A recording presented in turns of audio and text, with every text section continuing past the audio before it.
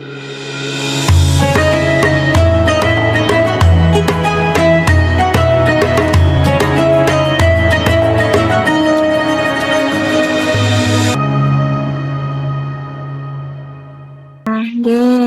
Hadirin jamaah rahimakumullah, acara selanjutnya yaitu kultum atau kuliah 17 menit, astagfirullahaladzim, yang akan disampaikan oleh Ibu Emi Purnawati, perwakilan dari kelompok Sedap Malam.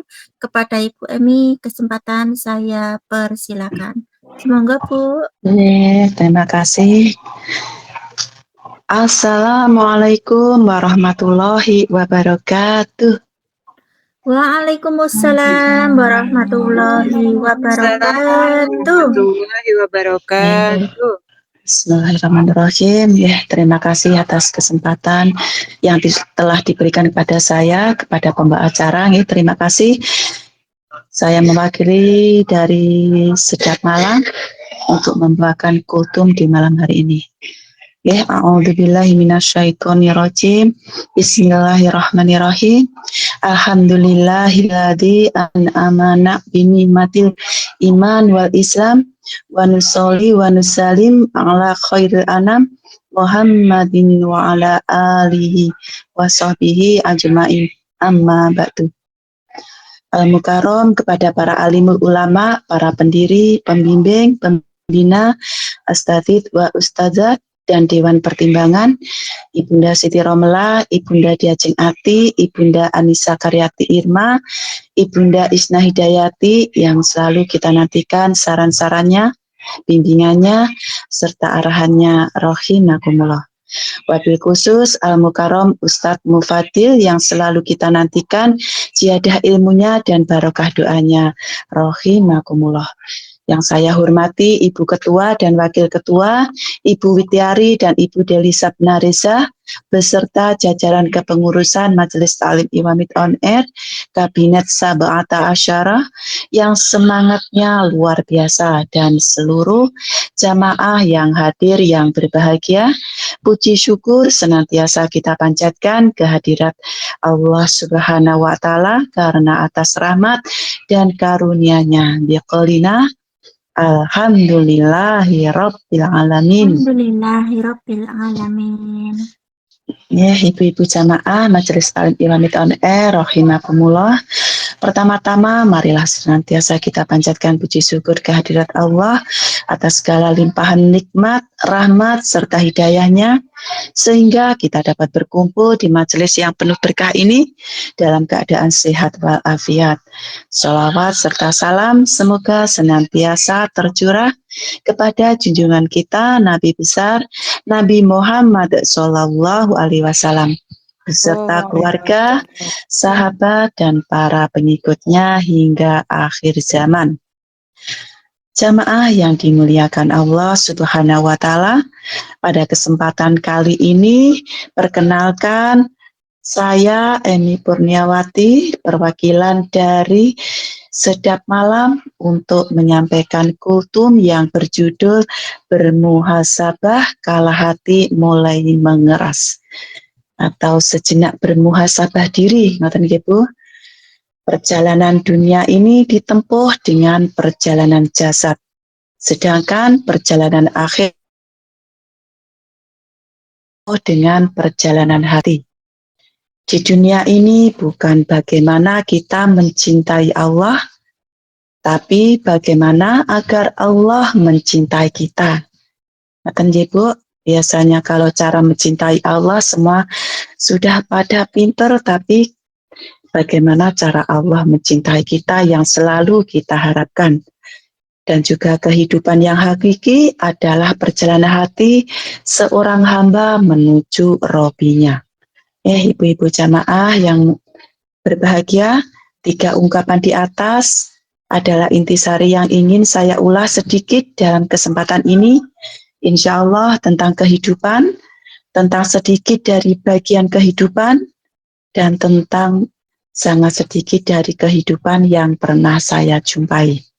Ibu-ibu jamaah yang berbahagia, sebenarnya ketenangan itu ada saat kita tunduk terhadap aturan aturan yang telah digariskan oleh agama. Jadi kalau kita itu tunduk dengan aturan agama, insya Allah ketenangan itu selalu ada dalam diri kita, Ibu-ibu, nggih. Itu pasti. Dan dalam segala hal mendahulukan keridhoannya.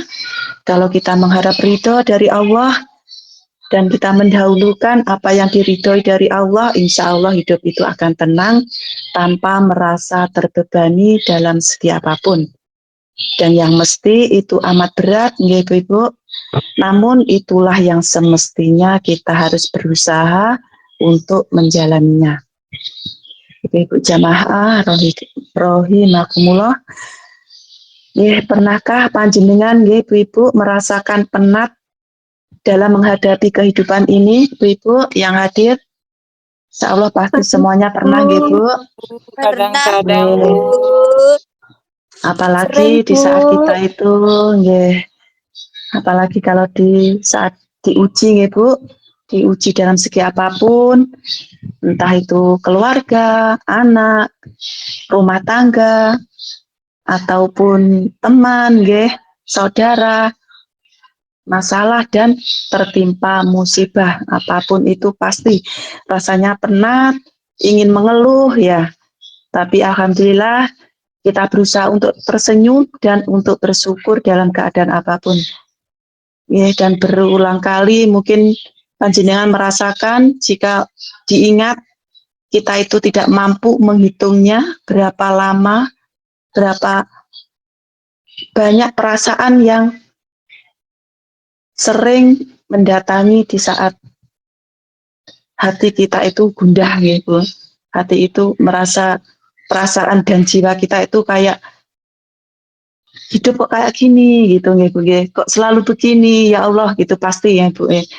Dan di situ kita selalu berusaha untuk tegar menghadapi apapun, berusaha untuk tersenyum apalagi kalau dalam keluarga kita jauh, hanya manisnya yang kita ceritakan. Dan sebanyak itu juga saya pun berusaha untuk berjuang melawan hati dan perasaan agar tidak merasa tersiksa gitu. Kita semuanya tidak merasa terbelenggu dan jangan sampai menyimpan kebencian. Naudzubillah min dzalik ya.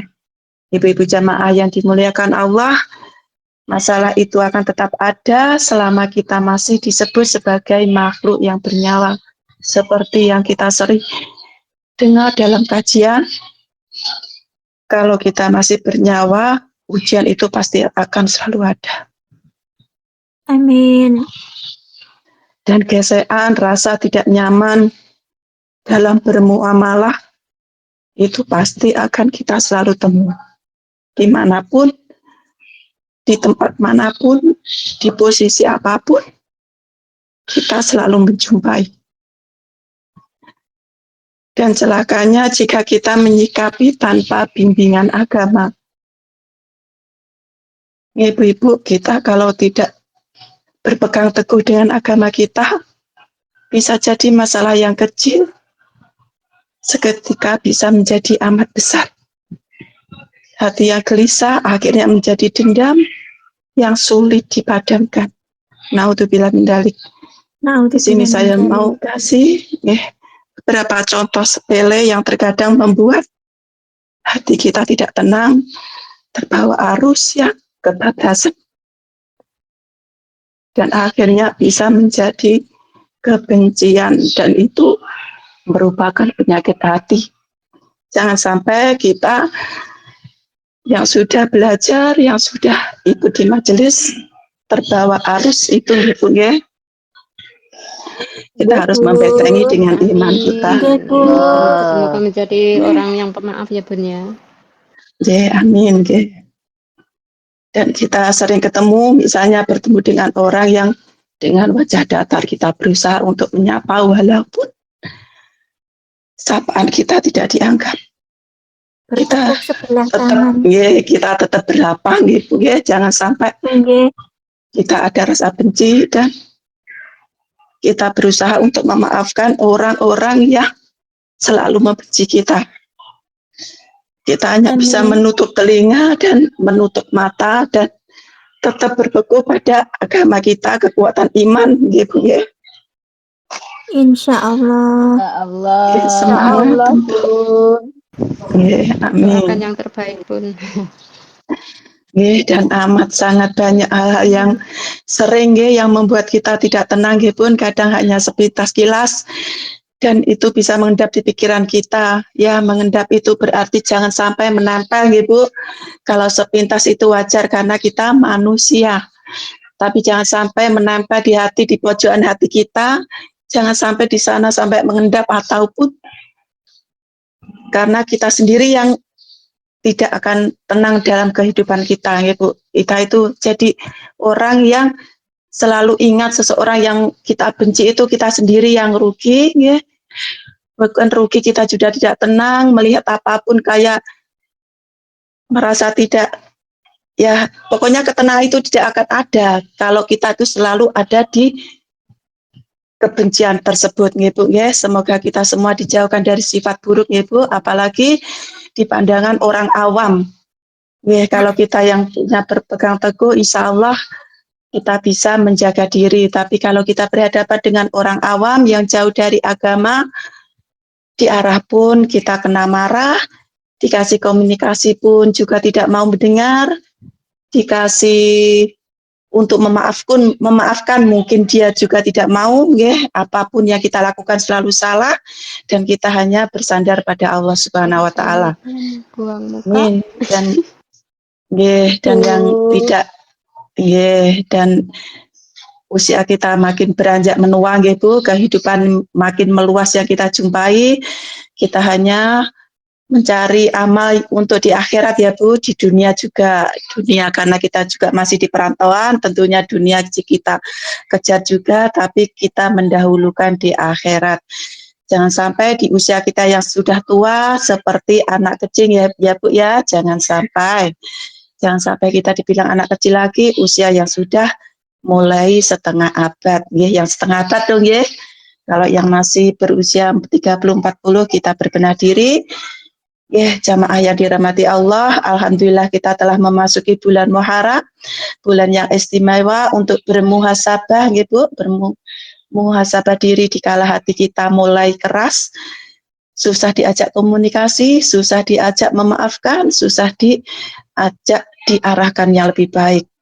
Di bulan Muharram ini termasuk dalam bulan-bulan yang dimuliakan Allah Subhanahu wa taala, bulan yang bukan sekedar pergantian kalender Bu, kalender Hijriah, tetapi menjadi momentum penting bagi setiap muslim untuk melakukan refleksi diri. Mari kita jadikan awal tahun baru Islam ini sebagai titik tolak untuk mengevaluasi amal ibadah kita di tahun yang lalu untuk menjadi lebih baik, ya.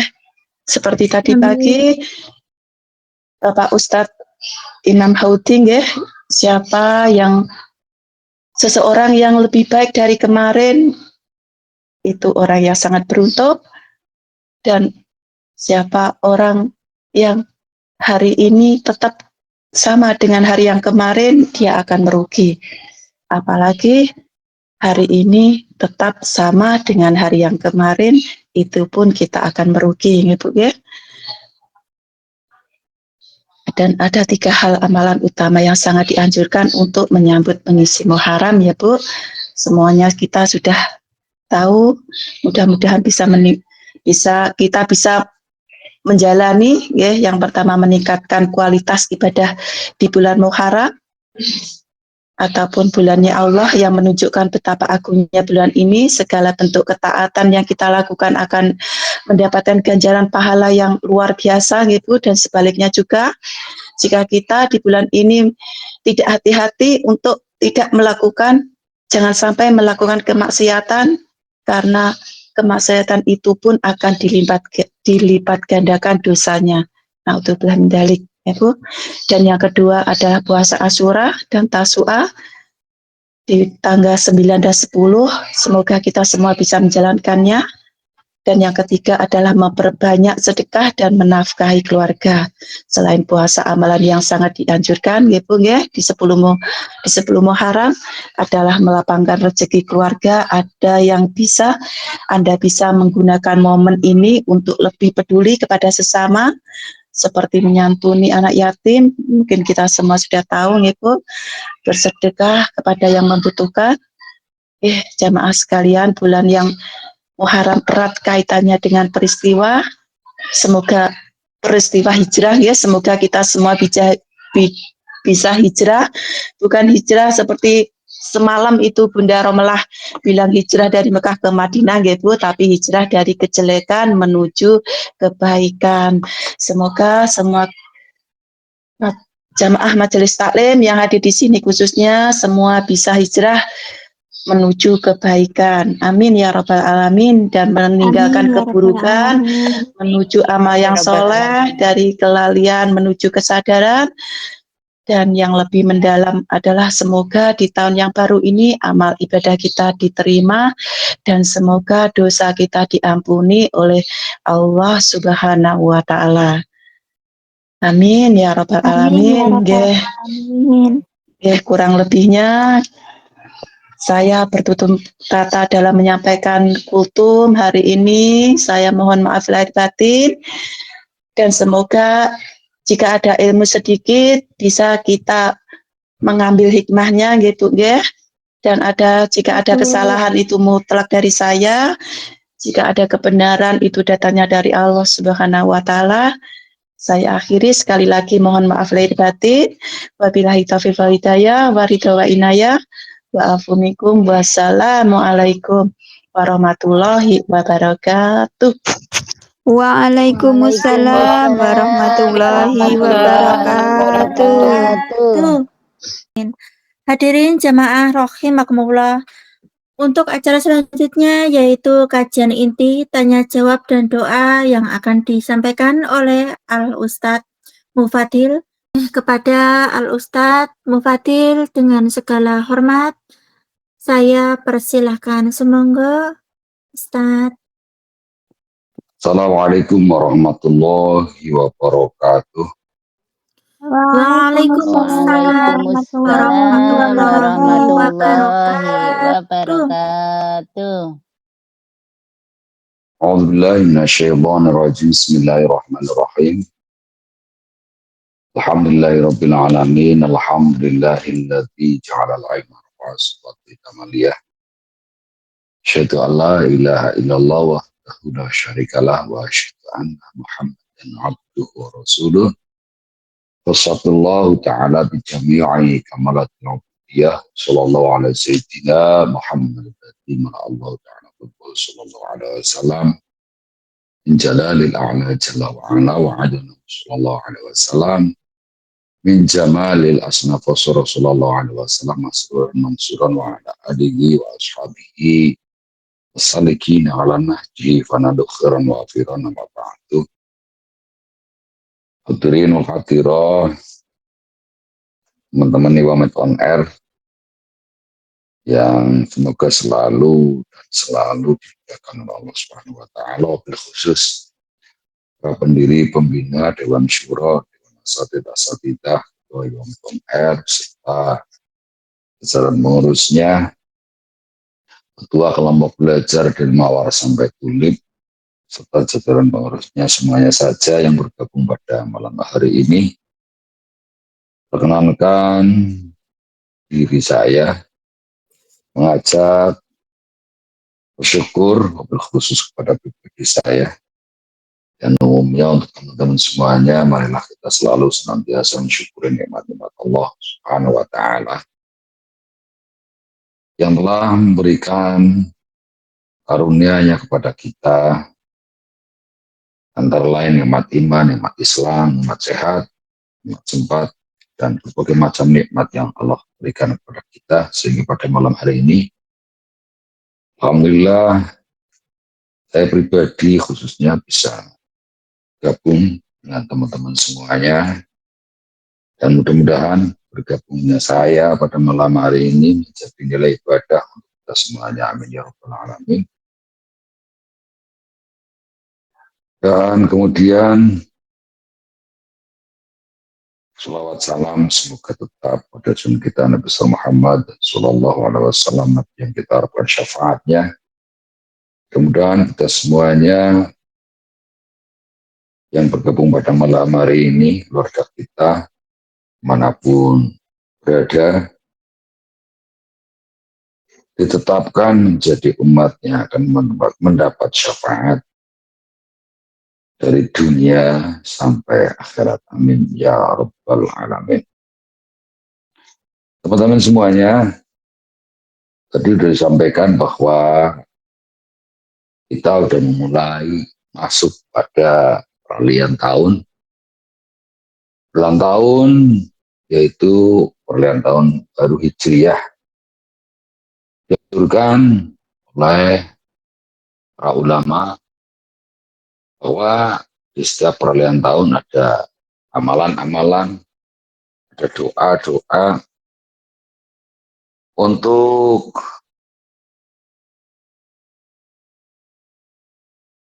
kita sampaikan atau kita baca, tetapi bukan hanya sekedar untuk bacaan, tetapi kita sampaikan doa-doa tersebut bermunajat kepada Allah.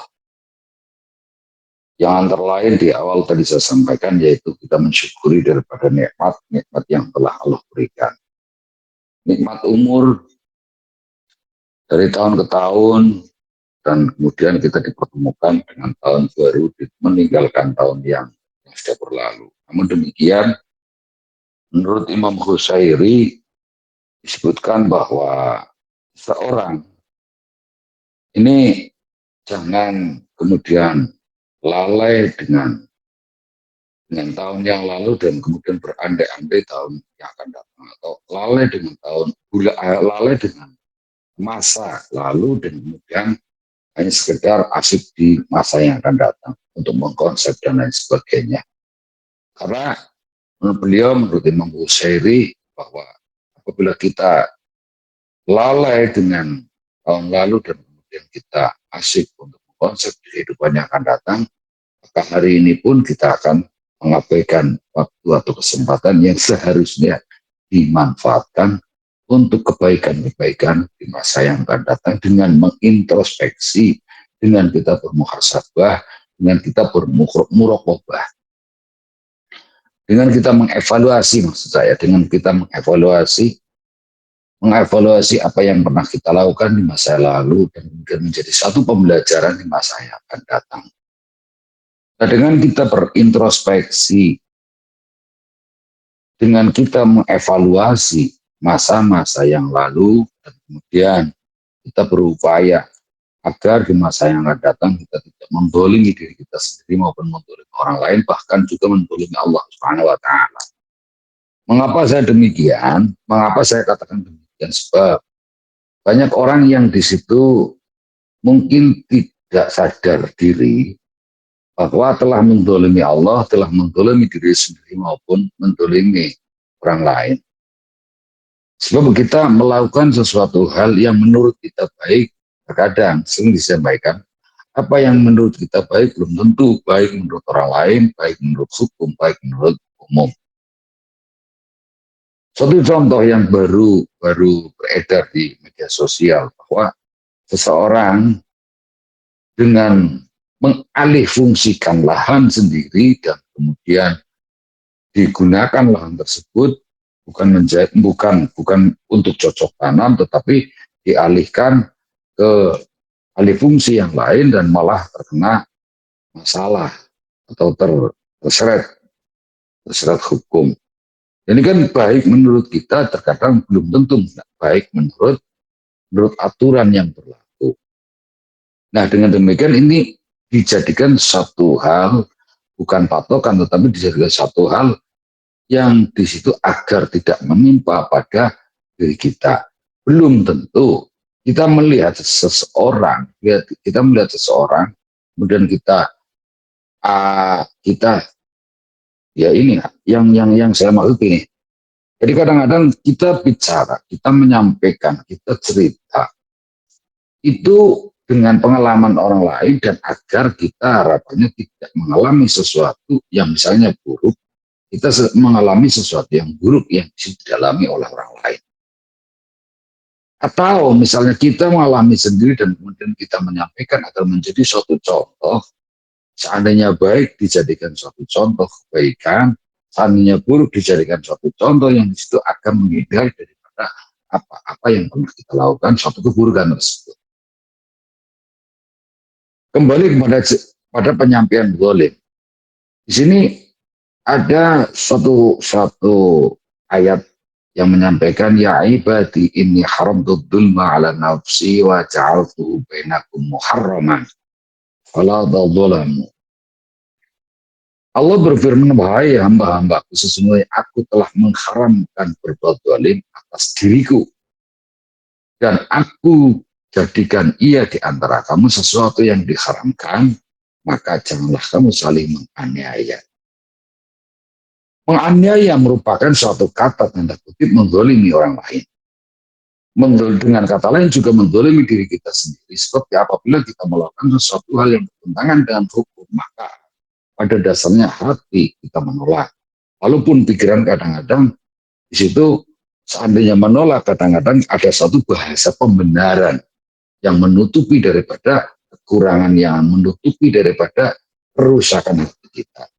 Nah, kemudian agar di situ kita bisa menerima penyampaian-penyampaian yang berupa hikmah, baik dari siapapun atau dimanapun, maka di situ dianjurkan agar kita selalu dan selalu berupaya untuk berkumpul dalam suatu majelis, misalnya majelis ta'lim, yang mana lebih spesifiknya lagi kita sering berjumpa dengan orang-orang yang alim. Karena di situ hati kita tidak keras. Nah, hati kita tidak keras berarti dengan kata lain itu bisa menerima apa yang disampaikan oleh orang-orang yang ahli atau berusaha atau bisa menerima nasihat-nasihat yang mengandung hikmah. Di situ disampaikan dalam suatu hadis yaitu alaikum bimujalasatil ulama wastimai kalam hukama fa innallaha ta'ala yuhibbul mayyit bil hikmah kama yuhyil ardal mayyit bima'il madar. Nabiullah Shallallahu Alaihi Wasallam menyampaikan hendaklah kalian duduk bersama ulama dan mendengarkan perkataan-perkataan mereka yang bijak, karena sesungguhnya Allah Ta'ala menghidupkan hati yang mati dengan cahaya hikmah, sebagaimana Allah menghidupkan bumi yang mati dengan air hujan. Artinya di situ terkadang kita menemukan entah itu saudara, entah itu tetangga, entah itu teman dan sebagainya itu sulit sekali dinasihati misalkan. Nah, padahal kita mengajak pada suatu perubahan, kita mengajak untuk merevolusi, kita mengajak untuk mereformasi, mengajak mereformasi sesuatu yang buruk menjadi baik, sesuatu yang kurang baik menjadi baik lagi, atau berusaha kita agar muraqabah atau menjaga diri kita dan juga kita bermuhasabah untuk introspeksi sesuatu yang dulu pernah dilakukan dan mungkin bertentangan dengan norma-norma yang berlaku agar nantinya tidak dilakukan kembali. Namun terkadang apa yang kita sampaikan tidak diterima dengan baik, walaupun di situ sebenarnya kita udah berupaya untuk melakukan sesuatu yang dianjurkan oleh beliau Rasulullah Shallallahu Alaihi Wasallam, yaitu ta'allamul ilma wa ta'allamu lahus sakinata wal hilma. Dianjurkan bahwa kita menuntut ilmu, ta'alamu podo ngaji siro al ilma ilmu lan podo mulang siro lahu maring ilmu, wa ta'alamu lan podo mulang siro maring ilmu, wal haris, atau di situ bahasanya adalah bijaksana dalam hal penyampaian, bijaksana mencontoh, memberikan contoh, maksud saya memberikan contoh atau tauladan agar di situ bisa diterima bukan hanya sekedar teori yang kita suguhkan, tapi agar bisa kita diterima penyampaian yang disampaikan oleh atau kepada teman, oleh teman atau kepada teman. Namun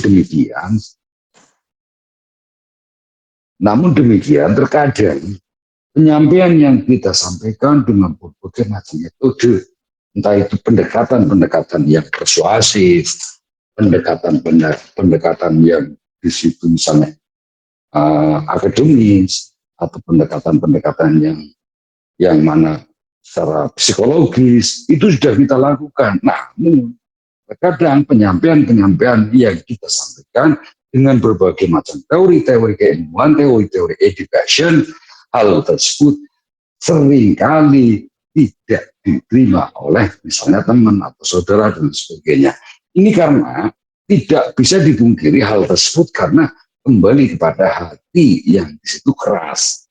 Maka dengan demikian harapannya agar hati tidak keras, tentunya tadi saya tegaskan alaikum bimujalasatil ulama wastima'i kalamil hukama. Kalau sendiri yang akan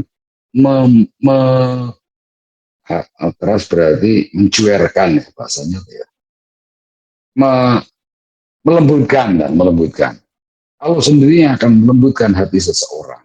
Padahal kalau cerita hati, ini ada suatu hadis yang menyampaikan bahwa semua organ tubuh yang ada selain hati itu baik jika hatinya baik.